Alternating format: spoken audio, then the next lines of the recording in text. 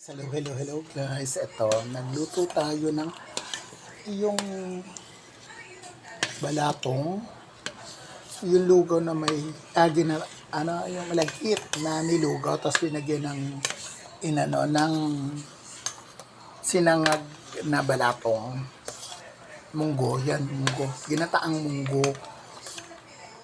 Okay, yun. Muna ako, nagsangag nung munggo hanggang sa mag-brown na siya. Tapos, dinurog ko siya.